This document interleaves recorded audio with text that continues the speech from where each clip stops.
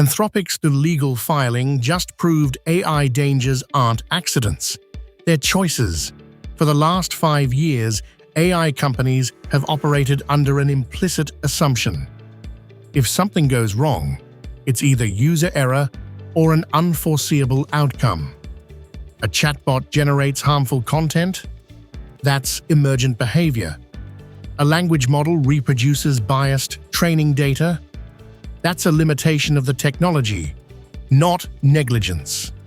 This framing has worked remarkably well. It's kept regulators at arm's length and allowed venture capitalists to sleep at night. But that narrative just cracked. When Anthropic filed its recent legal documentation, it didn't just describe safety research. It documented choices, specific architectural decisions, conscious trade-offs between capabilities and safety, explicit acknowledgement that they knew certain failure modes existed and implemented countermeasures. That's not theoretical risk management.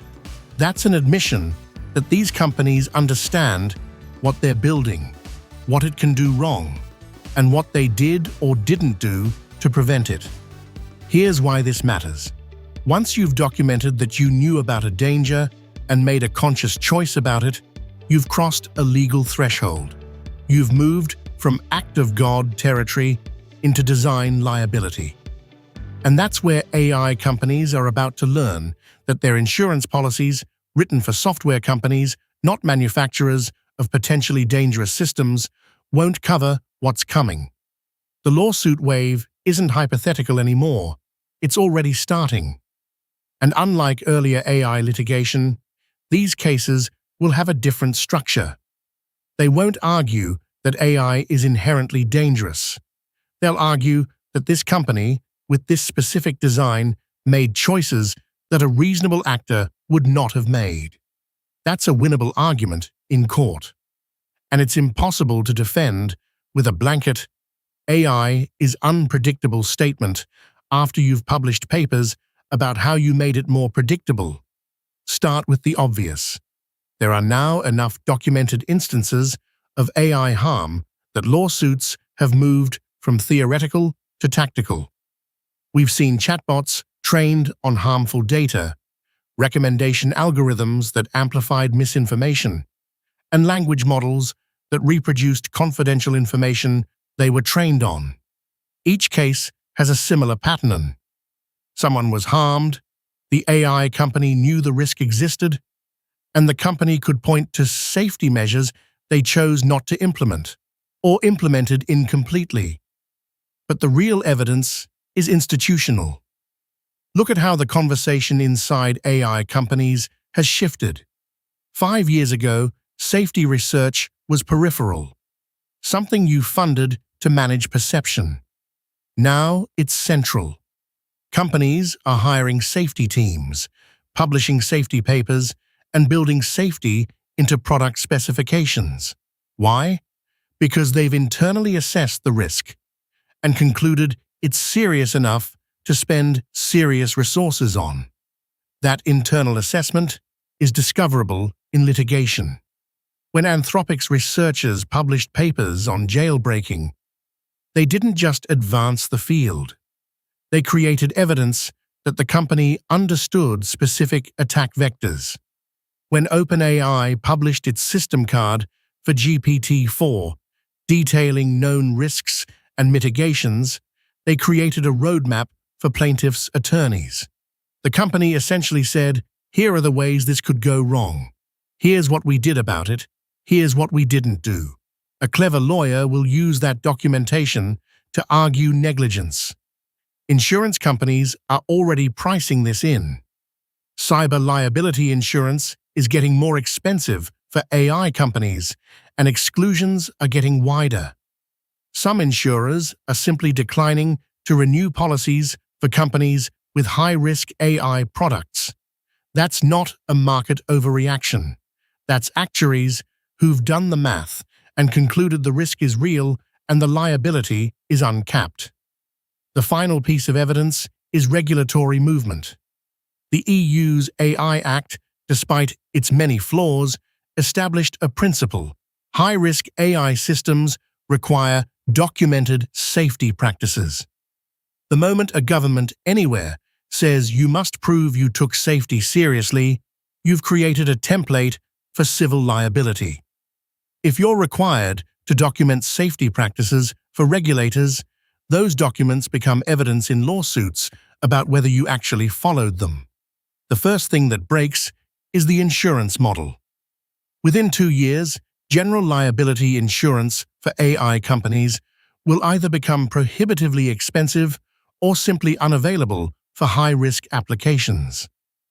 Companies building systems in healthcare, finance, or autonomous systems will face the worst of it, but it will spread.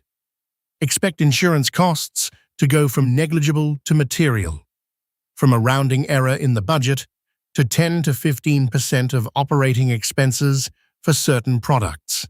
Second, we'll see a shift in how companies structure their safety work. It will move from research, where findings are published and become evidence, to confidential engineering. Companies will stop publishing detailed safety papers. They'll stop publicly documenting their failure modes. They'll move safety analysis into privileged attorney-client communications and work product doctrine. This is bad for AI safety as a field, but it's rational risk management for individual companies. Expect the pace of published safety research to decline noticeably by 2025. Third, the standard of care will codify around specific practices. Early lawsuits will establish precedent. Courts will ask, what would a reasonable AI company do in this situation? The answers to that question will become industry standard. Companies that don't meet that standard will face immediate litigation risk. This creates an interesting dynamic. The first companies to be sued will effectively set safety standards for everyone else. The companies that lose early will actually raise the bar for everyone, including their competitors. Fourth, we'll see a migration towards specific corporate structures. Some companies will spin off high-risk AI products into separate entities with limited liability. Others will move toward full nationalization or heavy regulation to shield themselves through government assumption of liability. The goal will be isolating legal risk. This is common in pharmaceutical and aerospace industries. It's coming to AI. The big losers are obvious. Companies with high-risk products that haven't invested heavily in safety research. Companies building without safety teams, without documented processes, without the ability to show they took reasonable precautions. In healthcare, finance, autonomous systems, and criminal justice, basically anywhere AI failure causes human harm, companies without a credible safety story will face existential litigation risk. Some of them won't survive it. But there's a second-tier loser: insurance companies. The ones that priced AI liability too cheaply 5 years ago are about to learn expensive lessons. Expect major carriers to either exit the market or dramatically restrict coverage. That's a painful transition, but it's not existential for them.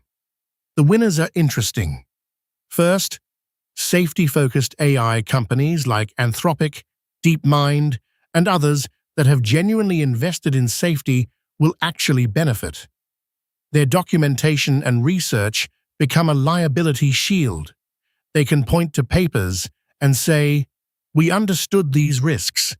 We took them seriously. Here's what we did." Juries respond to that story. Second, the big tech companies with in-house legal and insurance resources will actually consolidate advantages. They can absorb litigation costs that would kill a startup.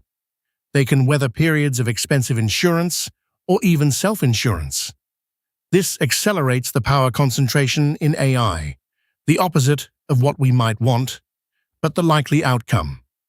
Third, a new category of companies will emerge: safety certification providers. Companies that audit AI systems, certify their safety practices, and provide the documentation that courts will expect.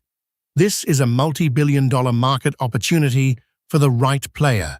Think of it as SOC 2 compliance for AI. If you're building AI products, the positioning is clear. You need to be explicitly safe, and you need to document it. Not because safety is inherently good, though it is, but because legal liability demands it. Invest in safety research. Publish it or at least keep meticulous records of it. Build safety into your product development process from the start, not as an afterthought. This costs money now. It saves exponentially more later. If you're an investor, you should be asking about safety practices as a standard due diligence question. It's not optional. It's not peripheral. It's foundational. Companies with poor safety documentation are just walking liability in slow motion.